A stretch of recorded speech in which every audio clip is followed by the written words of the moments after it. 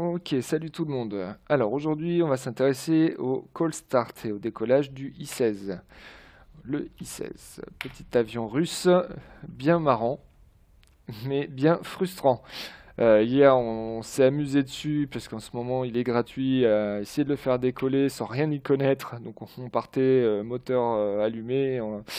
On y a été un petit peu à la one again et ça a rien donné du tout à part pas mal de crash et bon on réussit à décoller mais avec beaucoup de chance.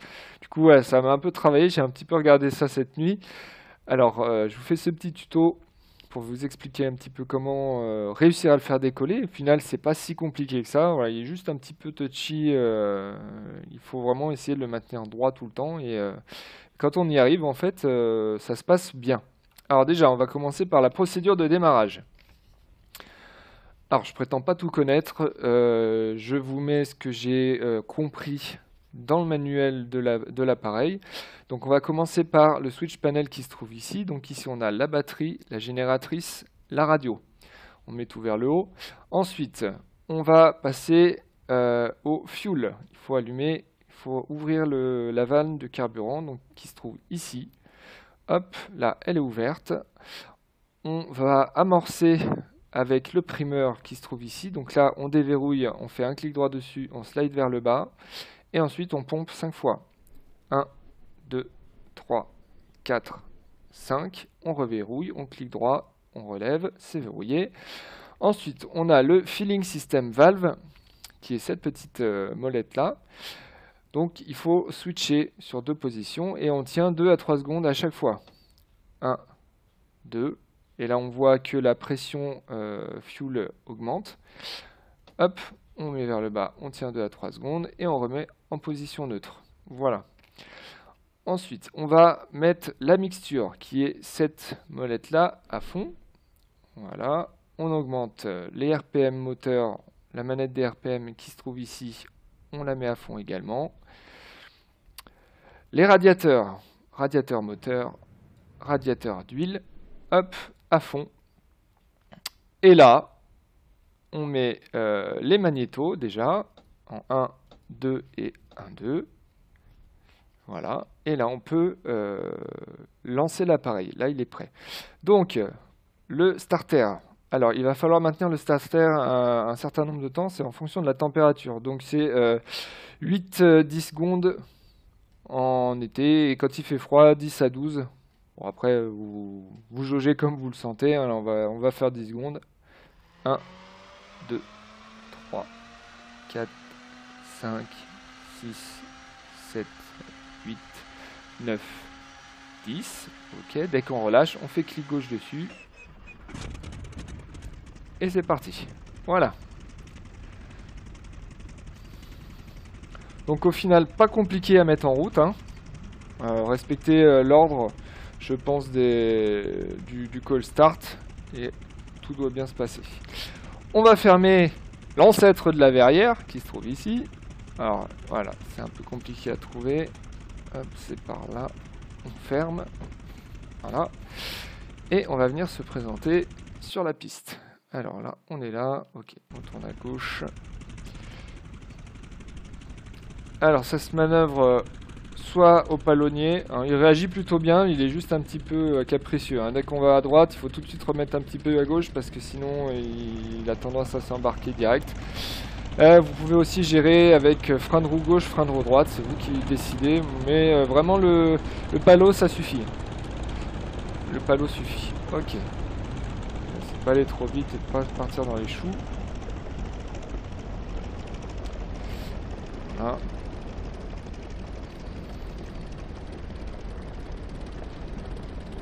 On se met droit à peu près. Hop, voilà, je pense que je suis pas mal. Voilà. Ok, le fameux moment de vérité. Donc le décollage, au final, pas si compliqué que ça. Donc on va décoller entre 145 et 164 km/h. Et pour ça, l'exercice principal, il va se trouver ici. Vous voyez ce système-là, en fait, c'est ce qui nous indique qu'on est droit.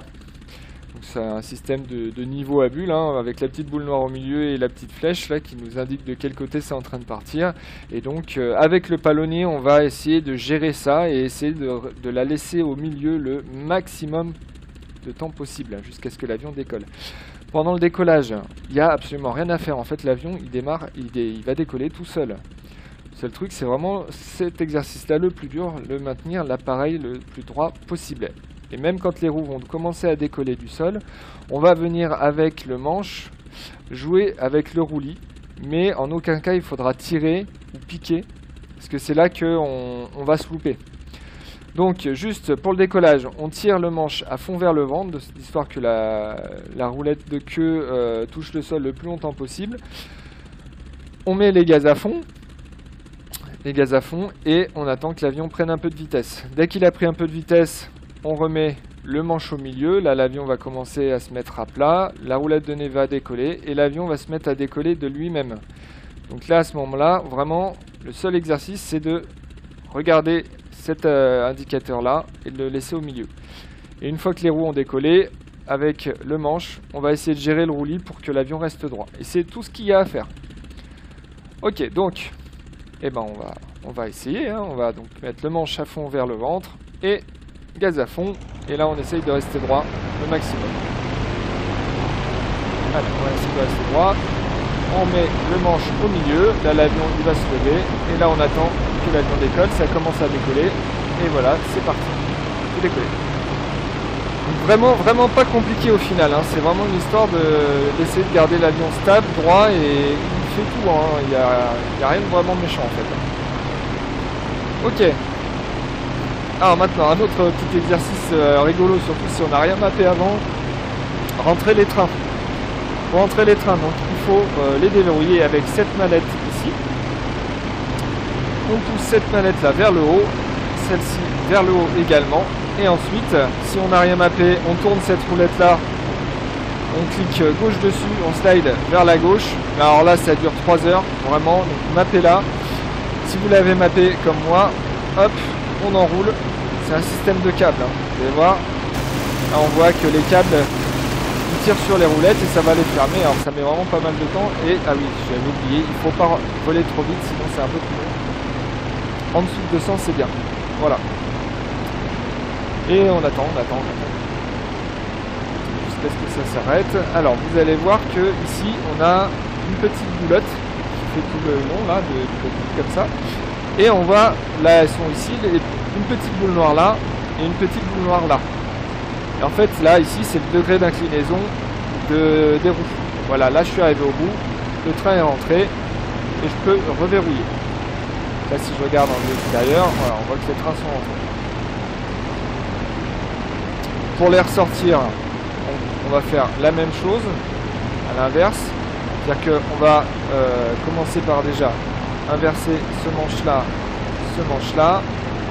On déverrouille et on va voir que hop, ça commence déjà à vouloir ressortir tout seul, hein, ça va tirer sur les câbles. Pareil, mapper la touche pour faire tourner la manivelle dans l'autre sens, sinon vous n'avez pas fini.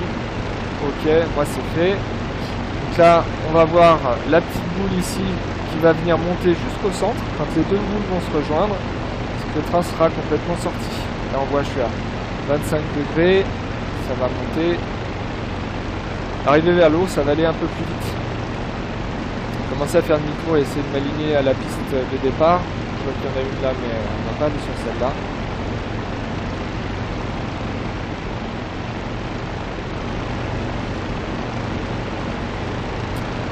Hop, on voit que les deux boules se sont rejoints au centre. Donc là, théoriquement, les roues sont sorties. Voilà, on voit que c'est sorti. On reverrouille.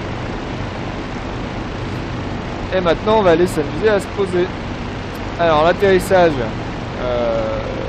c'est un peu la même galère que le décollage. Hein. Là, pour le coup, on va pas chercher vraiment à tirer sur le manche, à respecter une vitesse. Je ne connais pas parfaitement les procédures. Donc, la vitesse d'atterrissage, ce serait entre 135 et 145 km/h. Maintenant là, moi je le fais un peu au jugé, hein. Je m'imagine un décollage mais inversé, hein. Donc pour moi le but c'est le même que le décollage, c'est-à-dire qu'on va essayer de d'approcher la piste le plus droit possible. Et après on va vraiment garder un œil sur cet indicateur là et essayer de maintenir l'avion droit jusqu'à ce que il s'arrête tout simplement.